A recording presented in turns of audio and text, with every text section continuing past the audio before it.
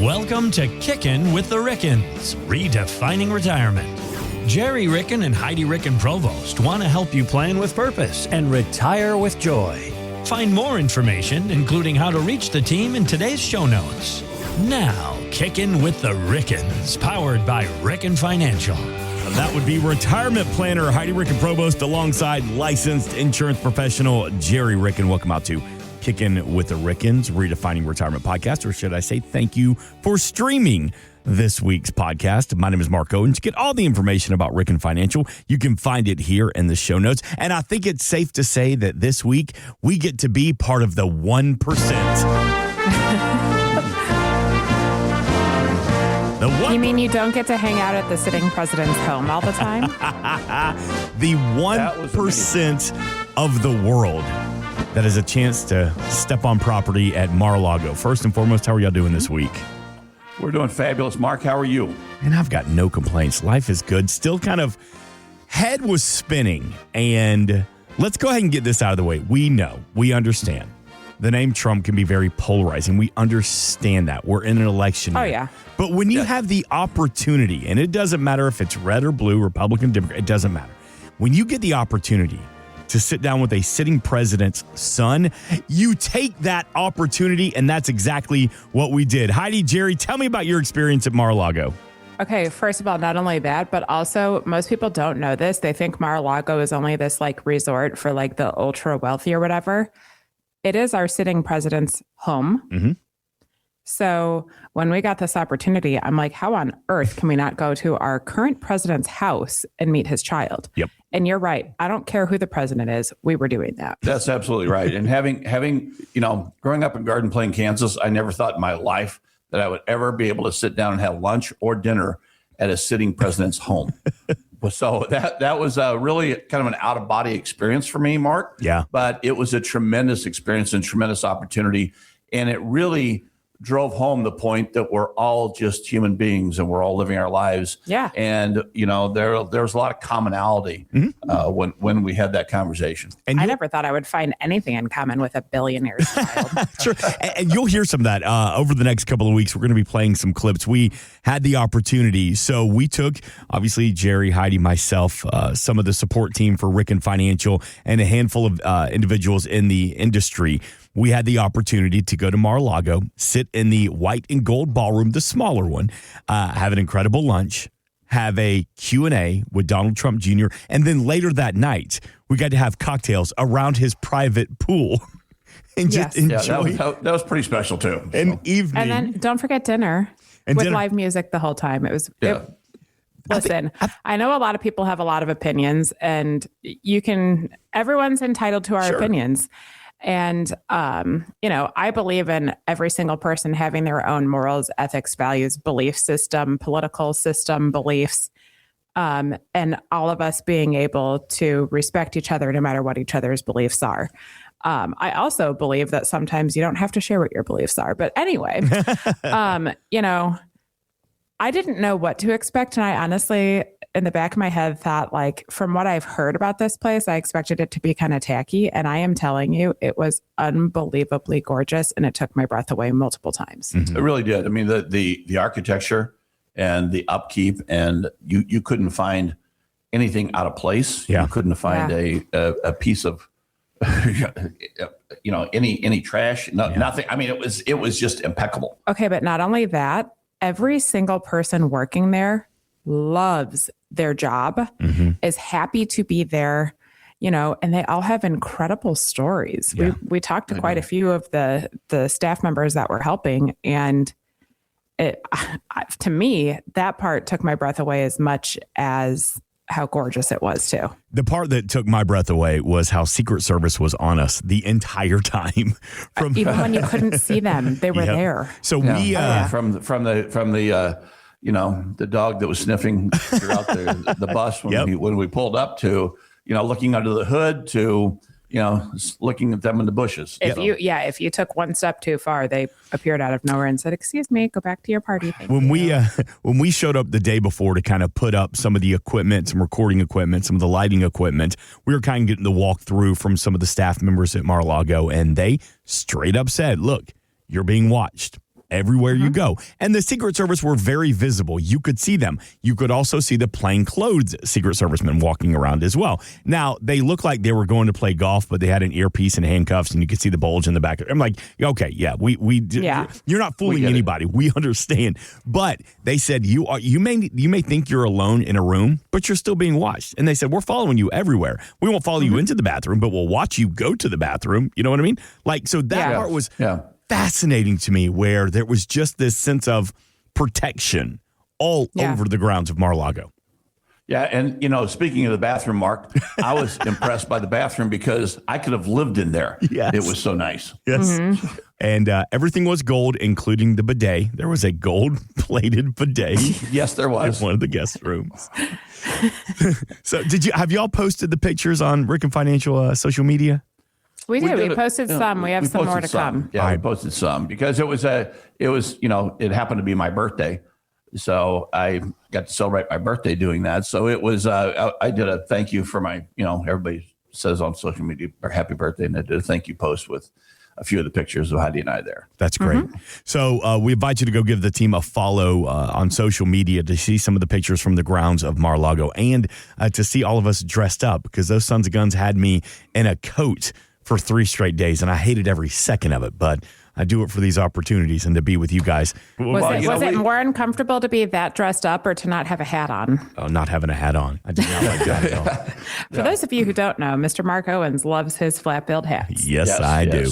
So we, over the next couple of weeks, we're going to let you hear some of the clips from this conversation with Donald Trump Jr. And let's get it started here when he talks about, as you do every day, business advice. He is a businessman. His father is a businessman. And we asked him, what's some of the advice that you got from your dad? Don't do anything you don't love. If you don't love it, you're never going to be good at it. You're never going to put in the time. You're never going to put in the effort. Nothing really comes that easy. And I get where, Donald Trump Jr., I understand I have been blessed, but, they made us work the menial jobs. I was, at 12 years old, I was working, at a marina away from home during the summers, as a dock attendant. And then he made me, drive tractors and do landscaping. And, I always joke, my brother and I are probably the only 2 sons of billionaires in America that can drive a D10 Caterpillar because they made us do it. Well, his theory was really simple. It's a lot of common sense, which these days we all know is not too common. Hey, if one day you're going to go build a building, you better know how to dig the foundation. You better know what it costs to actually do these things. You better know how much time it takes, because otherwise someone's just going to screw you blind if they just think, you're just the guy in the gilded office with no understanding of what's going on. You're going to get taken advantage of. And so, frankly, in my life and from them, I learned so much more. And we really were, raised by like construction workers far more than the executives. He said, there'll be plenty of time for the executive stuff once you get out of college. But when you're young and you get those formative years, you're going to live with those tough guys that'll actually make you tough. Your thoughts? I found it to be really interesting. Obviously, you see the Trump family, you didn't think anyone has ever gotten their hands dirty. I found it to be incredibly interesting, and a piece of we could sit here all day long for hours and play what he was saying, but he also was talking about the fact that like his mom wanted him to have some sense of reality too, and like sent him back to Czechoslovakia and things too. And so when you're thinking about all of this, like, yeah, they are human beings. And I think it's kind of awesome that even though they had everything handed to them on a silver platter, they still had to do some form of work. And he truly understands the appreciation of the American worker. And that impressed me because he was one. And not until after he graduated from college did he get to go in the office. And then he talked about when he went in the office the first week and he was out on Friday night with his buddies. And then Saturday morning, his phone rang at 6:30 in the morning and it was his dad. And he said, "Where are you?" And he said, "I'm in bed." And he said, "Well, I'm in the office. Get in the office." So he's got up, showered, got in the office, and he didn't tell his dad he got in at 4:30 that morning, but he was back in the office at 6:30. So. And I also find it to be very interesting that, the advice that he was given from his dad is only do this if you love it. Mm-hmm. Because that's what we talk about with the people that we meet every single day is the purpose approach. What you're doing right now, if you're working right now, we hope that it's driving your purpose. It's bringing you joy. It's filling your soul. And if it's not, you need to retire right away or find a new career path because life is way too short, And we preach that a lot. And, this morning I got a phone call before anyone was here, and it was one of our clients, and she told me, she said, "This just isn't doing it for me anymore. I want to retire sooner rather than later." or I want to do something different because things at work have changed so dramatically that it's really not fun anymore. It's not feeding my soul. So I want to come in. So she's coming in the next couple of weeks so we can talk about it. But that's what it's really about. What really makes you tick? What's your drive? Yep. And what are people doing around you that you do like or don't like? And if you can't change that, then you need to change your environment. Right. For sure. That's right. Because we can only control so much in this world, you know? That's right. And when you're in retirement, everything changes. Yeah. And we want you to be able to control your happiness. So I think that's an important lesson for all of us to learn is that, you know, when you're in your working years, you better be doing something that you love. And when you go to retire, you sure as hell better be doing something that you love every day, because that's why you work so darn hard, is that you could retire and do something you love. That's right. Day. So Amen. it's you'll do what you love and love what you do. Amen. Mm-hmm. The Purpose Approach, plan with purpose, retire with joy, with the help from the team of Ricken Financial. All the contact information, you can find it here in the show notes. Speaking By the way, of, Mark, I was impressed, though, that he and his brother know how to run a D10 cat, or that he even knew what a D10 caterpillar was. So I was impressed by that. And I'm sure there aren't very many people in that room with all of us in there that have had that opportunity to run a D10 cat. I completely agree. I want you to hear that clip. It's funny you mentioned that. He talks about his dad's energy and his dad's work ethic, which leads into a conversation about, we all talk about it all the time. Sometimes you want to say, President Trump, put the phone down, get off of social media. And he talks about his dad's tweets. He's a freak. No, I mean that in a compliment. But it's always been that way. I mean, the guy doesn't sleep. I remember, in my younger days, right out of college and starting to work, in the business and everything like that, 20-something-year-old kid in New York City, Saturday morning, 5 o'clock, I'd get a call. By the way, I got in at like 4:35. So it's like, this is not one of the best phone calls I've ever had to pick up. I pick up, Don, why aren't you in the office? Why aren't you in the office, Dad? I'm in the office. That's why I know you're not here. Like 5 o'clock in the morning on a Saturday. Like, why are you in the office at 5 o'clock in the morning on a Saturday just to make sure I'm not there? Like, couldn't you just call me from home? But he's just that guy. He's a bored Donald Trump. If he has like downtime, that's when we get in trouble. That's when like some random tweet that starts like, yeah. And that's like, I get that a lot, right? It's like, hey, Don, have you ever thought about telling your dad to not tweet so much? No, I never thought of that. Like, because I'm a freaking imbecile. Like, not once. In all the times when they call me 20 minutes later, hey, you got to go on TV at 4 o'clock in the morning to go fix that. Like, what are the talking points? I don't know, man. Like, you're on your own. Like, you'll figure it out. No, never once had I thought about maybe, it'd be more ideal if he didn't do that. So he's always been who he is. He's just very consistent. I love his story. He's a freak. He says. And I stand corrected. It was a 5 o'clock phone call, not a 6:30 a.m. phone call. So he knows. That's the work ethic. I'm here to say, I've worked with my dad for almost 17 years now, I think. 17 years, something like that. Mm-hmm. If you called me at 5 a.m. on a Saturday, I'm finding a different job. Well, I will tell you that I have tried to get a hold of you early in the morning, and you silence your phone. That's right. So. Yeah, I sleep with my phone on Do Not Disturb. So thank you. I need my beauty rest. Blocking your number. I'm deleting you.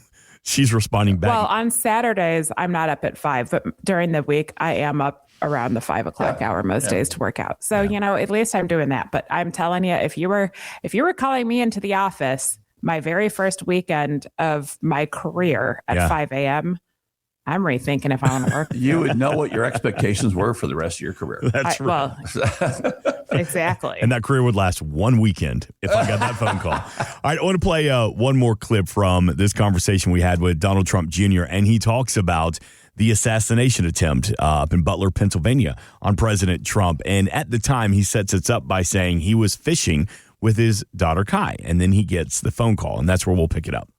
On, I guess it was July 13th of 2 years ago, when they tried to kill my father, I got the weird call that morning from her, and she's like, Dad, can you take me and a couple friends out fishing? And I'm like, who are you and what have you done with my daughter? And we go out and we take her fishing. We're having a great day and catching fish, and we get this call like, Don, they tried to kill your dad. I'm like, well, what do you mean tried to kill? Well, he's been shot. I'm like, and we don't know. I'm like, you don't know that. I start calling and stuff like that. Got home as quickly as possible, and for 90 minutes, we didn't know if he was alive or not. So we didn't know for 90 minutes, and finally, it's me, my brother, my sister. My kids had come over to my house by that time.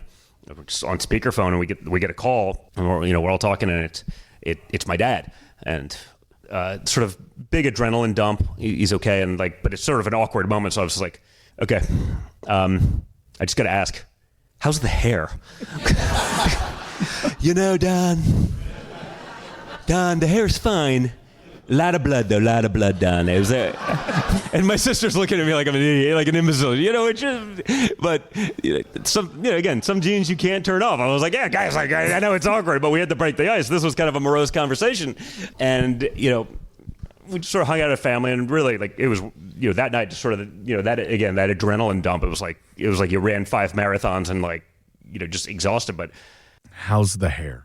That's the first thing. Your father's, that was a very powerful story, and he went on to, elaborate as well. But that shows you the human side. A lot of people think, oh, the president was, an assassination attempt, but you don't think about how it affects the entire family and how we're all the same. I mean, it's like if someone tried to kill one of my family members, what would I think?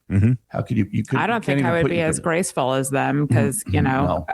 at the end of the day, shortly after that, Kai was 16. Yes. Got up on stage and spoke at the Republican National Convention because she just wanted to share how much she loves her grandpa and didn't want someone to try to kill him. And I was, sitting in the room thinking about that. And I'm like, someone tried to kill my grandpa? I'm burning the whole place down. No. I mean, Grandpa Willie was my favorite person in the world. If someone tried to kill my grandpa, there's going to be hell to pay. Heads are going to roll. That's but right. also, we probably would have made a joke immediately, too, because that is how we all operate, too. That is true. That is true. Because life is short, laugh hard. So you got to laugh, too, That's right. That's right. But I know he was, he leading into that, he talked about, hey, does anybody out there have a 16-year-old daughter? Yeah. And she never wants to do anything with her parents because she's at that age. And he got that phone call that said, hey, Dad, you want to go fishing today? And he's like, oh, my gosh. Yes, I'd love to. I was like, I have an opportunity to do something with my daughter that she wants to do. She wants to hang out with me. Yeah. And then that occurred. Yeah. And the other thing he talked about that was actually missed in that was that the fact that his phone rings a lot. And if he doesn't know the person or the phone number, he doesn't answer it. And that day he didn't know the phone number, but he just said, okay, I'm out here on the boat. I'm just going to answer it. And it was that phone call. Mm-hmm. Yeah. How easy would it have been to just hit ignore because you don't recognize the number? That's right. That's right. Really powerful stuff as we were talking with Donald Trump Jr. And these clips, we are playing these exclusively here on this week's Kickin' with the Rickens podcast. We're going to do more of these on the radio show. So to hear more from our experience at Mar-a-Lago, we invite you to stream the Kickin' with the Rickens radio show podcast, which is also available. You can stream it here from the homepage. It should pop up coming up next. But again, it was an absolute pleasure and a joy to have this experience with both of you. And I think we, the three of us, got a picture. I kept calling it the big beauty of that huge flag that just towers over the entire property. And so pretty. As the story goes, the flag is too big, and the city commission came in and said, you got to take it down. It's too big. You're going to get fined. And as the story goes, and don't quote me on this, but I heard somebody say that they fine him so much every year for having a flag that is too big and breaks the rules. And he says, I'm going to keep the flag waving, but I will pay the fine. And the only way I'll pay the fine is if you take that money and you donate it to local charities, which is pretty cool on his part on that one. So, hey, to get more, I invite you to stream more from the Kickin' with the Rickens podcast. And, of course, we invite you to go give the team a follow across social media to see some of the great pictures from our time at Mar-a-Lago. So, with that being said, thank you, as always, for streaming the Kickin' with the Rickens podcast, and thank you for the education and the information. There is no president and vice president in this world. It's just the two leaders that I respect and I adore. So with that being said, Heidi Ricken Provost, Gerry Ricken, take us home. Every day's a holiday. Life is short. Laugh hard. This has been Kickin' with the Rickens, redefining retirement. Insurance products are offered through the insurance business Ricken Financial LLC. Ricken Financial LLC is also an investment advisory practice that offers products and services through Impact Partnership Wealth LLC, a registered investment advisor. IPW does not offer insurance products. The insurance products offered by Ricken Financial LLC are not subject to investment advisor requirements. Investing involves risk, including the potential loss of principal. Any references to protection, safety, or lifetime income generally refer to fixed insurance products, never securities or investments. Insurance guarantees are backed by the financial strength and claims paying abilities of the issuing carrier. This podcast is intended for informational purposes only. It is not intended to be used as the sole basis for financial financial decisions, nor should it be construed as advice designed to meet the particular needs of an individual situation. Ricken Financial LLC is not permitted to offer, and no statement made during the show shall constitute tax or legal advice. Our firm is not affiliated with or endorsed by the U.S. government or any governmental agency. The information and opinions contained herein provided by third parties have been obtained from sources believed to be reliable, but accuracy and completeness cannot be guaranteed by Ricken Financial LLC. Please remember that converting an employer plan account to a Roth IRA is a taxable event. Increased taxable income from the Roth IRA conversion may have several consequences. Be sure to consult with a qualified tax advisor before making any decisions regarding your IRA. Tax preparation and tax advisory services are offered through Ricken Financial. These services are not offered by IPW and are not subject to investment advisor requirements. These services referenced are an outside business activity not offered through or supervised by IPW.